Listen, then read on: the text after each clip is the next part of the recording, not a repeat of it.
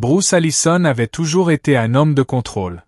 À un âge relativement jeune, il était devenu l'un des plus jeunes milliardaires du Nigeria, un nom murmuré dans les salles de réunion, affiché en couverture des magazines. Il n'avait rien hérité. Il avait tout bâti, brique par brique, contrat après contrat. Mais tout cela ne comptait plus. Il s'était effondré au milieu d'un discours lors d'une conférence technologique à Victoria Island. Un instant encore vif, assuré, et l'instant d'après, affaissé derrière le pupitre. Ce fut la panique. Les caméras cessèrent de tourner. La sécurité intervint.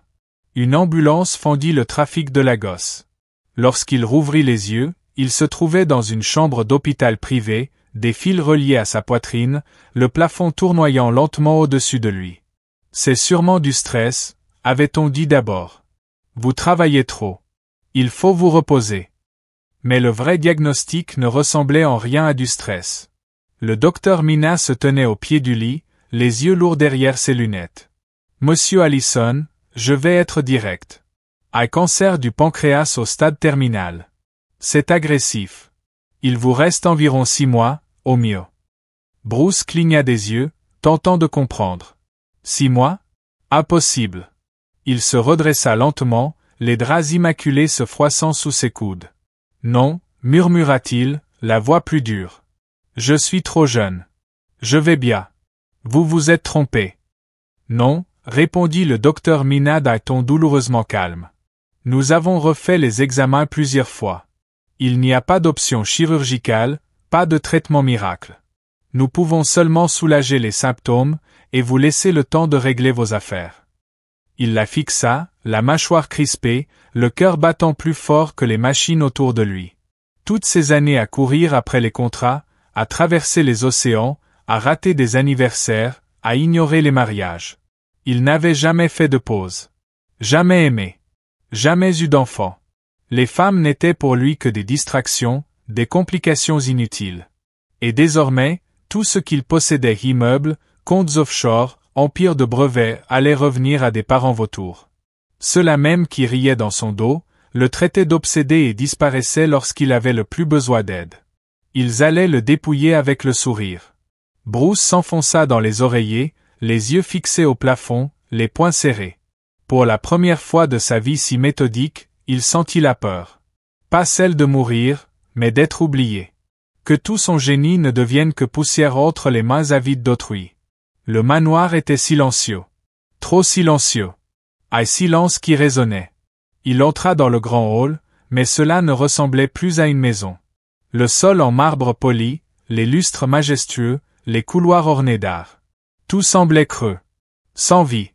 Il desserra sa cravate, traversa le salon sans s'arrêter, et monta directement au balcon. De là-haut, les lumières de la ville scintillaient au loin, mais il n'en avait plus rien à faire. À quoi servaient les gratte-ciel, les contrats, les titres si l'on voyait sa fin approcher? Il s'affala dans un fauteuil, les coudes sur les genoux, les mains jointes. Pour la première fois, son esprit s'égara au-delà des chiffres et des échéances, vers des souvenirs enfouis. Il pensa à son père, fort, noble, brisé par une femme censée l'aimer. Voir sa mère manipuler et humilier cet homme qui lui avait tout donné avait brisé quelque chose en lui, alors qu'il n'était qu'un enfant. Depuis ce jour-là, il n'avait plus fait confiance. L'amour? Un luxe trop coûteux. Alors il avait bâti des murs. Il avait bâti sa richesse. Un empire si vaste que nul ne pouvait l'atteindre. Jusqu'à aujourd'hui. Des pas discrets brisèrent le silence. Monsieur, appela une voix douce. Il ne répondit pas. Monsieur Bruce. C'était Margaret, la gouvernante fidèle qui le servait depuis des années. Elle se tenait à quelques pas, les mains croisées sur son tablier, nerveuse. Elle l'appelait depuis un moment, mais il était trop perdu dans ses pensées. Le dîner est prêt, monsieur, dit-elle avec douceur. Il ne se retourna pas. Ne bougea pas. Quand il parla enfin, sa voix n'était qu'un murmure, rauque et brisé. Margaret, comment un homme peut-il commencer à vivre, s'il n'a jamais vraiment vécu? Elle se figea. En toutes ces années, elle ne l'avait jamais entendu parler ainsi. Si brisé. Si humain. Ses épaules étaient tendues, et malgré ses efforts, elle percevait la douleur dans sa voix, comme s'il se maintenait debout par pur instinct. Elle fit un pas prudent, le cœur serré. Quelque chose n'allait pas. Vraiment pas. Monsieur, est-ce que ça va? Demanda-t-elle, inquiète. Il ne la regarda toujours pas, fixant le ciel comme si les étoiles lui murmuraient des réponses. Son silence hurlait plus fort que n'importe quel cri. Elle savait qu'il n'était pas parfait, mais il avait toujours été juste, respectueux. Et là, il avait l'air d'un homme au bord du gouffre. Si vous avez besoin de quoi que ce soit, monsieur, dit-elle doucement, la voix empreinte de tendresse, dites-le-moi. C'est alors qu'il tourna enfin la tête vers elle. Il y a bien quelque chose, répondit Bruce, d'une voix basse et tremblante. Mais je ne sais pas comment le demander, sans passer pour un fou. Les sourcils de Margaret se froncèrent doucement. Monsieur. Il se leva lentement, fit quelques pas vers elle, puis s'arrêta, les yeux fixés au sol, comme s'il espérait qu'il lui souffle une réponse. Est-ce que vous réalisez ce que vous proposez, Margaret? Dire que vous allez m'aider, je veux dire. Elle acquiesça prudemment. Bien sûr. Si je peux faire quoi que ce soit pour alléger votre fardeau, je... Il l'interrompit, la voix soudainement plus brisée qu'avant. Je suis allé à l'hôpital aujourd'hui. Elle se raidit. Ils ont dit que j'ai un cancer du pancréas en phase terminale. Peut-être quelques mois. Il n'y a pas de remède. Juste, du temps. Du temps pour régler mes affaires. Du temps pour me préparer à mourir. Elle eut le souffle coupé. Quelques mois. Murmura-t-elle, incapable de cacher le choc sur son visage. Margaret avala difficilement, murmurant pour elle-même. Pourquoi les pires choses arrivent-elles toujours aux meilleures personnes? Bruce acquiesça lentement. Tout ce que j'ai construit, toute la sueur, tous les sacrifices. Tout ça sera englouti par des gens qui n'ont jamais levé le petit doigt pour m'aider. Des parents avides, des opportunistes. Il croisa son regard. Je n'ai pas d'héritier, Margaret. Je n'ai jamais aimé, jamais été marié, jamais fait confiance aux femmes, pas après ce que j'ai vu en grandissant. Mais maintenant, j'ai besoin de quelqu'un. Quelqu'un en qui j'ai confiance. Quelqu'un qui ne se servira pas de mon enfant comme d'un tremplin social ou pour tout détruire. Son cœur s'accéléra douloureusement. Monsieur, qu'est-ce que vous attendez exactement de moi? Il fit un pas de plus, la douleur à vif sur son visage. Je veux que vous portiez mon enfant, Margaret. Silence. Elle cligna des yeux, incertaine d'avoir bien entendu. Quoi? J'ai besoin d'un enfant. D'un héritage. Et vous, vous êtes la seule personne à qui je peux confier cela. Margaret recula légèrement, la gorge serrée. Le plateau qu'elle tenait trembla dans ses mains. Monsieur, je suis vierge. Bruce s'immobilisa. Je n'ai jamais, dit-elle lentement, la voix à peine stable. Je n'ai jamais été avec un homme. J'ai toujours pensé que, quand ce jour viendrait, ce serait avec quelqu'un que j'aime, et qui m'aimerait aussi. Il ne dit rien. Son expression s'adoucit, presque honteuse du poids qu'il venait de poser sur elle. Elle baissa les yeux, le souffle tremblant. Ce que vous demandez, ce n'est pas juste physique. Ce n'est pas juste un service. C'est tout. Et je ne sais pas si je peux simplement, me donner comme ça. Le regard de Bruce retomba au sol. Je comprends, murmura-t-il. Je n'aurais pas dû demander. Mais le moment resta suspendu, l'air épaissi par tout ce qui restait non dit. Aucun des deux ne bougea, ne respira trop fort. Et au fond d'elle, Margaret savait que ce n'était que le début, d'une histoire bien plus complexe que tout ce qu'ils auraient pu imaginer. Les jours passèrent, mais le silence entre eux ne fit que grandir. Margaret faisait de son mieux pour l'éviter, sourire poli, départ rapide, main étrangement occupée. Elle nettoyait 2 fois la même marche d'escalier, s'attardait dans le garde-manger à réarranger les épices, et se découvrit une passion soudaine pour plier le linge avec une précision militaire. Mais Bruce le remarquait. Il remarquait toujours. Elle ne croisait plus son regard. Sa voix, autrefois chaleureuse et familière, était devenue distante, prudente. Et même lorsqu'elle lui apportait son thé, c'était accompagné d'un petit signe de tête et d'un départ précipité. Il ne dit rien, respectant son espace. Mais ce silence le blessait. Pas parce qu'elle n'avait pas dit oui.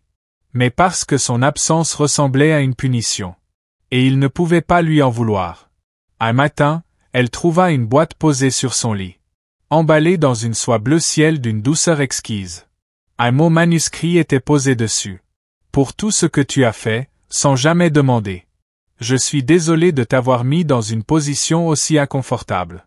Merci d'être resté. À l'intérieur, un collier en or délicat. Simple mais élégant. Le genre de bijou qu'on n'offre pas à une inconnue. Elle le serra contre son cœur. Et pour la première fois depuis des jours, les larmes coulèrent librement. Elle s'assit au bord de son lit, tremblante, se rappelant chaque moment où il avait été là pour elle sans jamais la faire se sentir redevable. Il avait payé l'hospitalisation de son frère en secret. Il lui avait gardé son poste quand d'autres étaient licenciés. Il lui avait donné plus, sans jamais le mentionner. Il avait en donné, sans jamais rien attendre en retour. Et maintenant, ce même homme, mourant, demandait la seule chose qu'il n'avait jamais osé réclamer. Une connexion. Un héritage. Une paix. Ce soir-là, le soleil fondait à l'horizon, peignant le ciel de feu et d'or tendre. Elle sortit, et le trouva près de la piscine, assis sur un banc de pierre. Son téléphone reposait à côté de lui, intouché. Ces derniers temps, il ne s'occupait plus de réunions ou d'appels sans fin. Il restait là. À penser. À attendre. Elle marcha lentement vers lui. Il leva les yeux, surpris de la voir.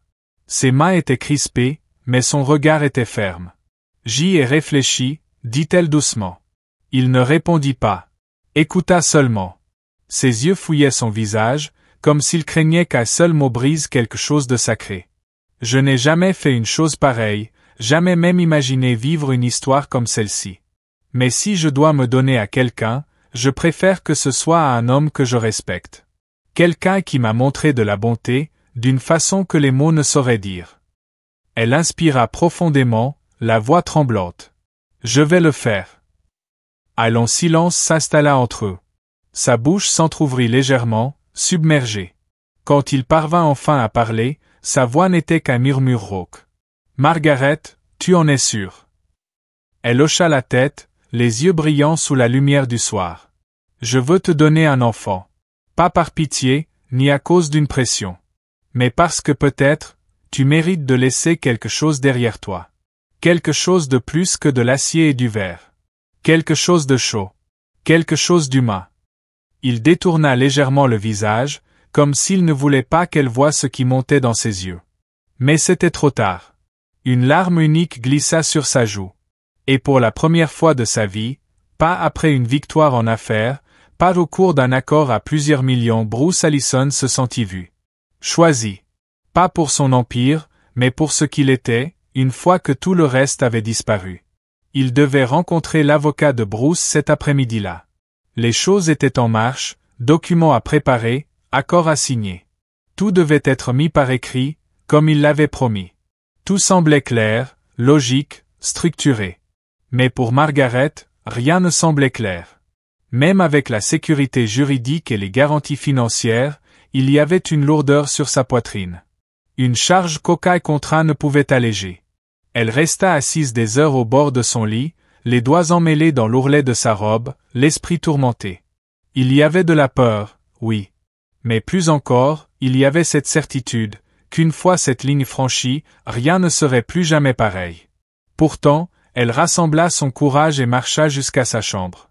Elle s'arrêta devant la porte, hésitant en l'entendant fredonner doucement un vieil air yoruba, grave et régulier. C'était la première fois depuis des jours que sa voix ne semblait pas ensevelie sous la tristesse. Il y avait quelque chose de calme. Peut-être même, de joyeux. Elle frappa. Il ouvrit quelques instants plus tard, surpris mais visiblement heureux. Margaret, dit-il avec une chaleur qu'elle n'avait plus vue depuis des semaines. Entre. Elle entra lentement, croisant son regard. Il semblait différent. Plus lumineux. Plus léger. Il y avait à nouveau de la vie dans ses yeux. Je pensais justement à toi, dit-il avec un petit rire. La mère de mon enfant, ça paraît encore irréel. Elle esquissa un faible sourire, puis s'assit en face de lui, rassemblant sa voix. J'ai beaucoup réfléchi. Ah, comment on pourrait faire? L'expression de Bruce changea.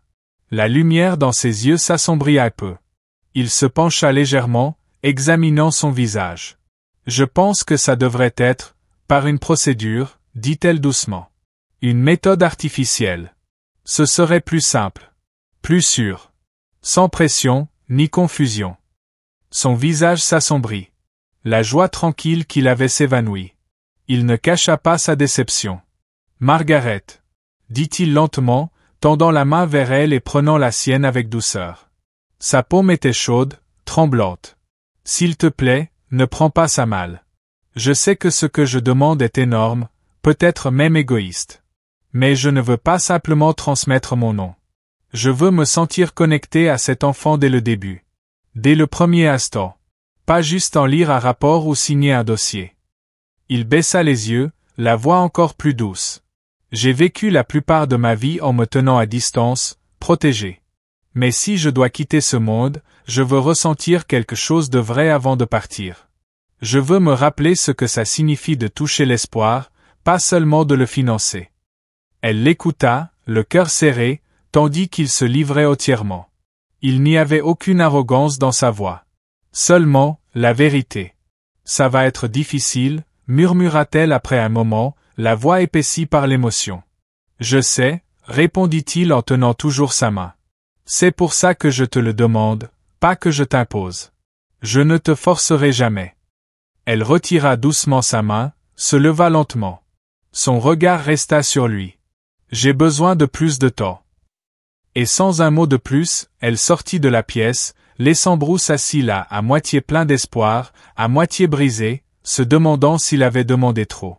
Abandonneriez-vous votre innocence pour exaucer le dernier souhait d'un homme mourant? Abonnez-vous pour la deuxième partie, où tout va changer. Cliquez sur « J'aime » si votre cœur est déchiré. Commentez ci-dessous.